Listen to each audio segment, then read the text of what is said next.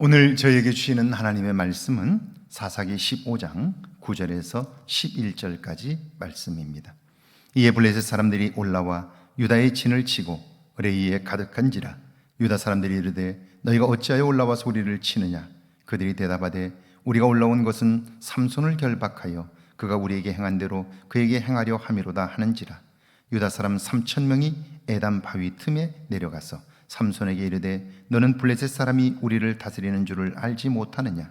내가 어찌하여 우리에게 이같이 행하느냐 하니 삼손이 그들에게 이르되 그들이 내게 행한 대로 나도 그들에게 행하였노라 하니라. 아멘. 하나님의 말씀입니다. 할렐루야. 하나님의 도우심이 오늘도 여러분과 함께 하기를 주의 이름으로 축원합니다. 유럽의 역사에서 한니발이라는 영웅을 탄생시킨 계기는 지극히 사소한 일 때문이었습니다. 기원전 237년 카르타고의 장군 하밀카르 바르카는 로마가 갈리아에서 전쟁을 하는 동안 에스파냐로 건너가 원주민들을 복속시키고 카르타고 노바라는 도시를 만들어 그는 후위를 도모하게 되지요. 그 땅에서 강력한 육군을 양성합니다. 하밀카르는 뛰어난 장군답게 무려 8년에 걸쳐서 정복 끝에 에스파냐 대부분을 식민지하는 데 성공을 해요.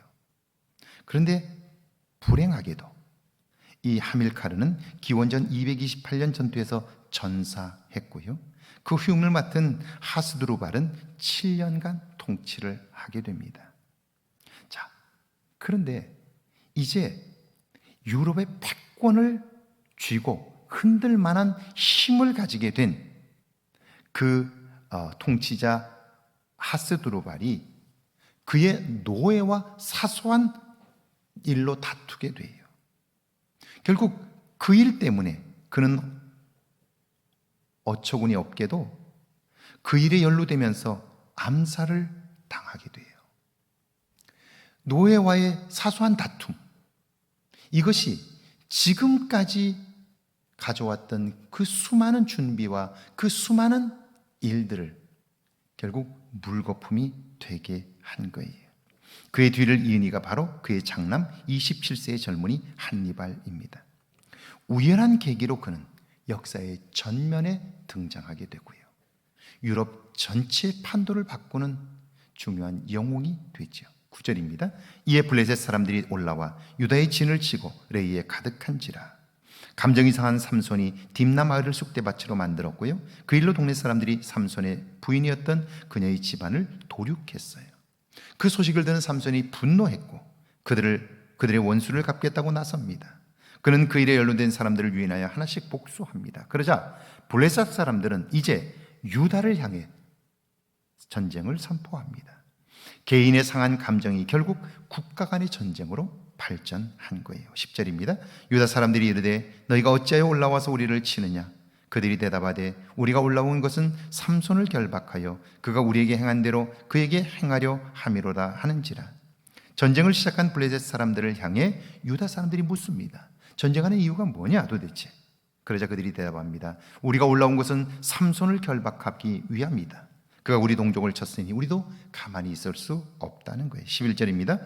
유다 사람 3,000명이 에담 바위 틈에 내려가서 삼손에게 이르되 너는 블레셋 사람이 우리를 다스리는 줄을 알지 못하느냐. 내가 어찌하여 우리에게 이 같은 일을 행하였느냐 하니 삼손이 그들에게 이르되 그들이 내게 행한 대로 나도 그들에게 행하였노라 하니라. 유다로서는 발칵 뒤집혔죠. 왜냐하면 당시로 보면 블레셋의 힘이 막강했어요. 그들이 침공하여 공격하면 유다로서는 막아낼 힘이 없는 상태예요. 그러니까 어떤 형태로든지 이 전쟁을 무마하고 싶은 거죠. 화해하고 싶은 거죠. 그래서 그들이 생각한 것이 그 문제를 일으킨 장본인 삼손을 결박하여 그들에게 넘겨주는 거예요. 자, 결국 그들은 삼손을 결박하여 그들에게 넘겨주려고 하는데요. 이때 유다의 백성들 역시 눈앞에 펼쳐진 위기가 아니라 적어도 그들이 하나님의 사람이라면 왜 이런 일이 벌어졌는지, 그리고 하나님이 이때에도 무엇을 원하시는지 그걸 생각했어야 할 거예요. 그런데 그들은 묻지 않아요.